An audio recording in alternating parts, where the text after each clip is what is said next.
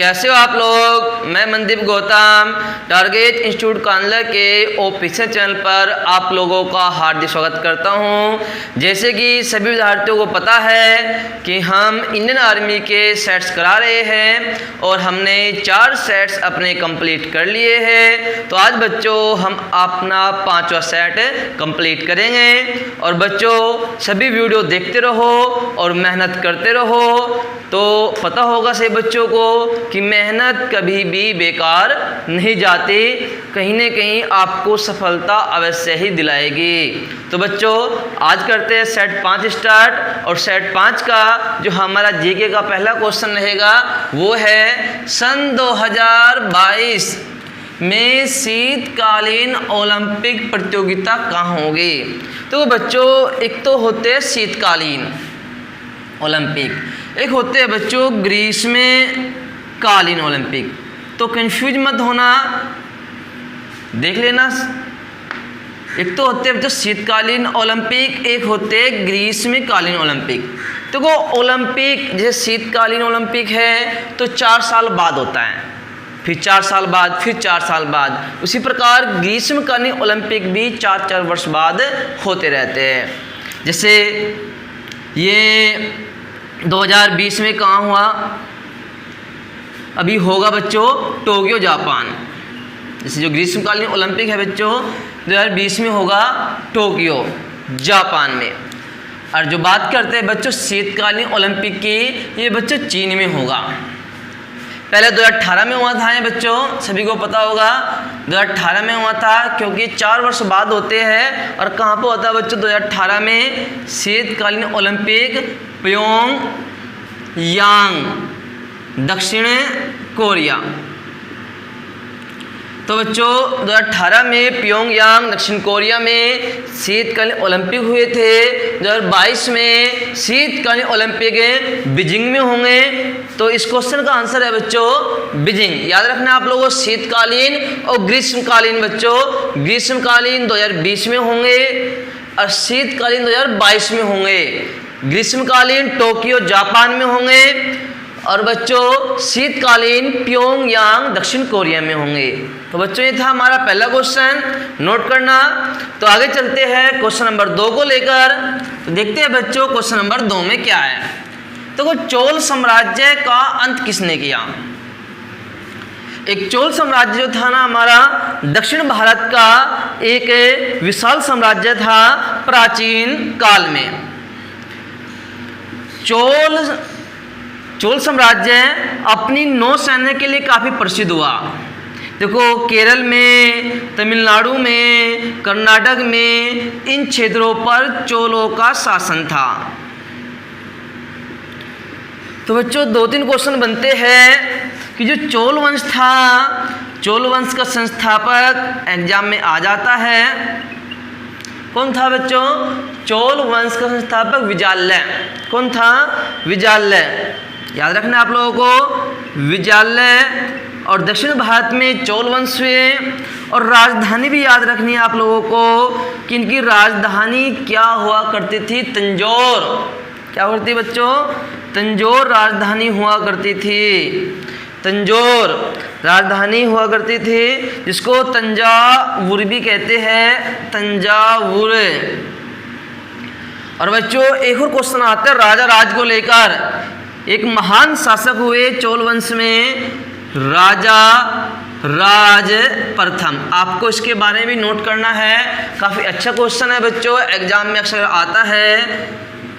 जो राजा राज प्रथम हुए हैं, इन्होंने राज राजेश्वर मंदिर का निर्माण करवाया है। कौन सा मंदिर बच्चों, राज राजेश्वर।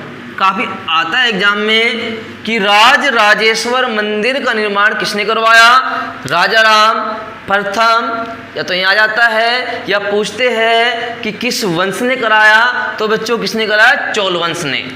कई बार वंश पूछ लेते हैं और कई बार शासक का नाम ही पूछ लेते हैं कि शासक ने मंदिर का निर्माण करवाया। शैव धर्म से संबंधित थे राजा राज, और शैव धर्म से संबंधित होकर शैव कला में ही राज राजेश्वर मंदिर का निर्माण करवाया। कहाँ पर, तंजावुर में।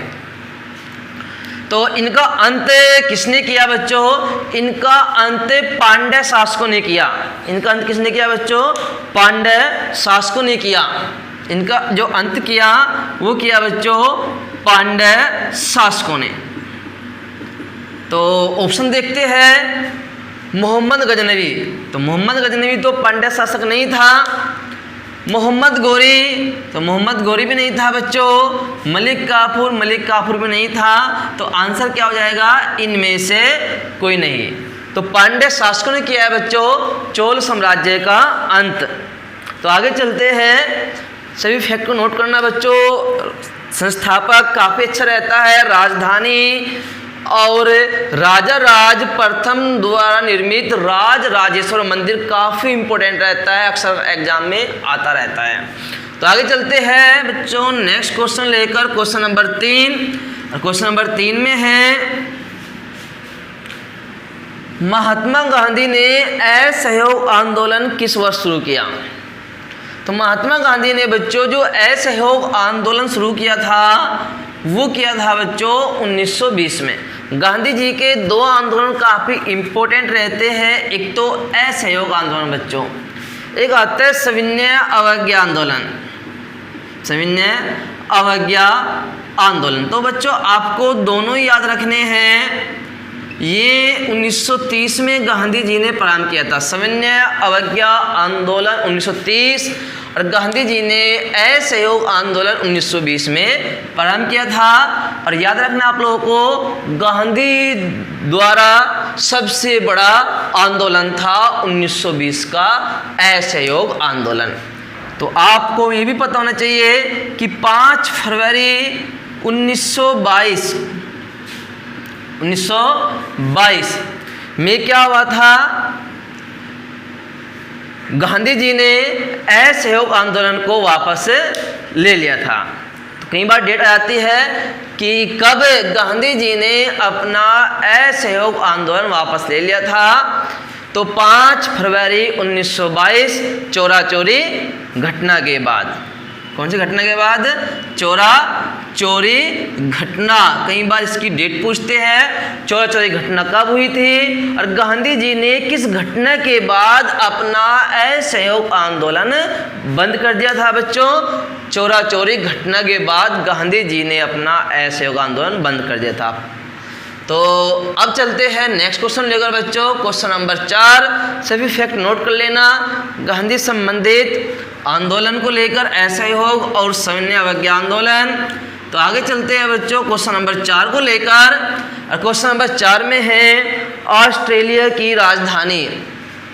ऑस्ट्रेलिया की राजधानी, तो बच्चों काबुल किसकी राजधानी है? सही बच्चों को पता होगा जो काबुल राजधानी है वो अफगानिस्तान की है। किसकी है बच्चों? अफगानिस्तान की राजधानी क्या है? काबुल है। तो ये तो आंसर नहीं होगा। टोक्यो, टोक्यो किसकी राजधानी है बच्चों? जापान की। तो ये भी आंसर नहीं है। कैनबरा, तो कैनबरा किसकी राजधानी है बच्चों? ऑस्ट्रेलिया की। जो कैनबरा है किस देश की राजधानी है? ऑस्ट्रेलिया की। तो सही आंसर क्या होगा बच्चों? ऑप्शन सी सही है। कैनबरा राजधानी है ऑस्ट्रेलिया की। काबुल अफगानिस्तान की, टोक्यो जापान की, कैनबरा ऑस्ट्रेलिया की राजधानी है। तो बच्चों अब चलते हैं अपने नेक्स्ट क्वेश्चन लेकर, क्वेश्चन नंबर 5। तो क्वेश्चन नंबर 5 में है ग्रीन पार्क स्टेडियम कहाँ स्थित है? तो बच्चों जो ग्रीन पार्क स्टेडियम है ये कानपुर में स्थित है। कहाँ पर स्थित है बच्चों? ग्रीन पार्क स्टेडियम कानपुर में स्थित है। सीधा सीधा क्वेश्चन पूछ लिया गया पार्क से संबंधित, तो कहाँ पर है? कानपुर। तो आगे चलते हैं बच्चों अपने नेक्स्ट क्वेश्चन लेकर, क्वेश्चन नंबर 6। और क्वेश्चन नंबर 6 में देखते क्या है। तो क्वेश्चन नंबर 6 में है 19वां एशियाई खेल कहाँ खेला जाएगा? तो जो एशियाई खेल है बच्चों, ये एशियाई खेल 1951 में प्रारंभ हुए थे। एशियाई खेल 1951 में प्रारंभ हुए थे। और बच्चों याद रखना है आप लोगों को कि जो एशियाई खेल हुए थे और सबसे पहला एशियाई खेल भारत में हुआ था। कहाँ पर हुआ था बच्चों? भारत में, नई दिल्ली में। लेकिन ये तो था प्रथम के बारे में। इसने पूछा है क्वेश्चन में 19वां, तो 19वां बच्चों हांगजो में होगा। 19वां हांगजो में होगा। कहाँ पड़ता है बच्चों? हांगजो, चीन में। तो 19वां एशियाई खेल 2020 में बच्चों कहाँ पर होगा? हांगजो में होगा। और सबसे पहले कहाँ हुआ था? नई दिल्ली में हुआ था। 1951 में हुआ था एशियाई खेल। तो आगे चलते हैं फिर नेक्स्ट क्वेश्चन लेकर बच्चों, क्वेश्चन नंबर 7। और क्वेश्चन नंबर 7 में क्या है?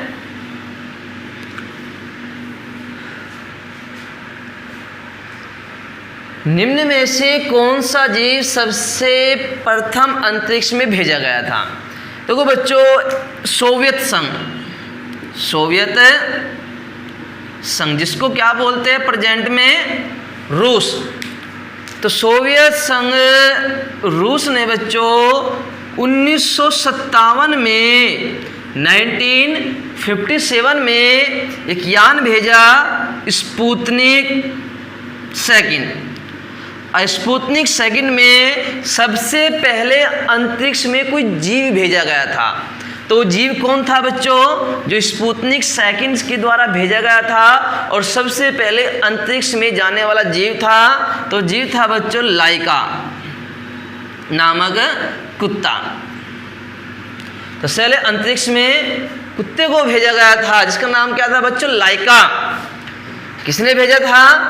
रूस ने 1957 में स्पुतनिक सेकंड यान से। तो इसका आगे चलते हैं बच्चों, इसका आंसर क्या हो जाएगा? कुत्ता। बी ऑप्शन सही है। तो अब चलते हैं नेक्स्ट क्वेश्चन लेकर, क्वेश्चन नंबर हमारा 8। तो 8 क्वेश्चन में है, क्वेश्चन नंबर 8 में है बच्चों, मणिका बत्रा किस खेल से संबंधित है? तो जो मणिका बत्रा है ये दिल्ली से है और इनका खेल है बच्चों, कौन सा खेल है? कुश्ती, बैडमिंटन, टेबल टेनिस या लॉन टेनिस? तो बच्चों ये संबंधित है, ये खेलती है टेबल टेनिस। तो मणिका बत्रा का संबंध किस खेल से है बच्चों? टेबल टेनिस से है। 1995 में दिल्ली में जन्म हुआ था। तो इसका ऑप्शन बी सही है। तो आगे चलते हैं बच्चों नेक्स्ट क्वेश्चन लेकर, क्वेश्चन नंबर 9। क्वेश्चन नंबर 9 में है, भारत के द्वारा बनाया गया यूएवी का नाम क्या है? तो वो बच्चों यूएवी क्या है? यूएवी जिसकी फुल फॉर्म की बात करें, अनमैन्ड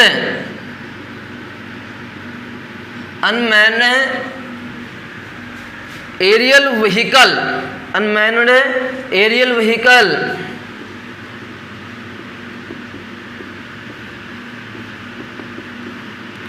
अनमैन्ड एयर व्हीकल एक ऐसा व्हीकल जो बिना आदमी के चलता हो, मतलब इसमें आदमी ड्राइवर नहीं होता, जिसको हम दूसरी भाषा में बोलते हैं ड्रोन। क्या बोलते हैं बच्चों?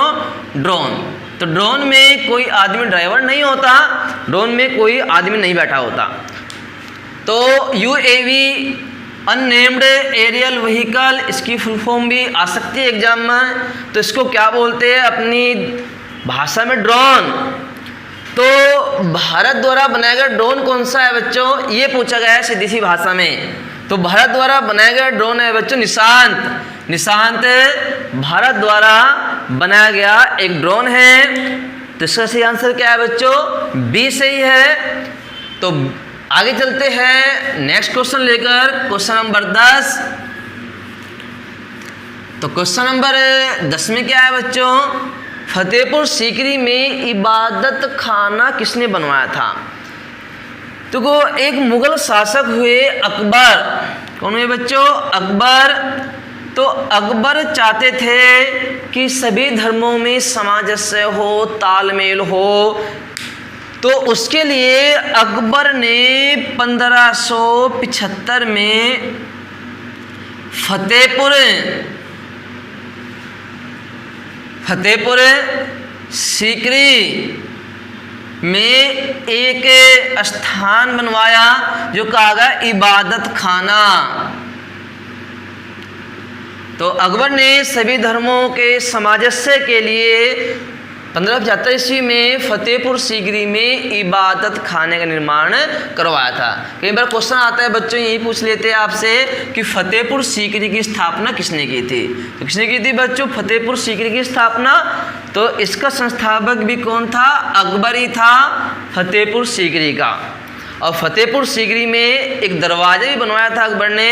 वो दरवाजा कौन सा है बच्चों? बुलंद दरवाजा। तो अकबर ने बनवाया था फतेहपुर सीकरी में, और फतेहपुर सीकरी की स्थापना भी अकबर ने की थी। और इबादत खाना बनवाया था सभी धर्मों में सामंजस्य स्थापित करने के लिए। तो सही आंसर क्या होगा बच्चों इसका? औरंगजेब नहीं होने वाला है, शाहजहां नहीं है, जहांगीर नहीं है, तो ऑप्शन डी सही है, अकबर। तो कौन था बच्चों? अकबर था जिसने इबादत खाने की स्थापना करवाई थी। तो आगे चलते हैं नेक्स्ट क्वेश्चन को लेकर। क्वेश्चन नंबर 11 रहेगा नेक्स्ट। और क्वेश्चन नंबर 11 में है बच्चों, विज्ञान दिवस कब मनाया जाता है? तो कोई एक भारतीय वैज्ञानिक है सीवी रमन। सीवी रमन।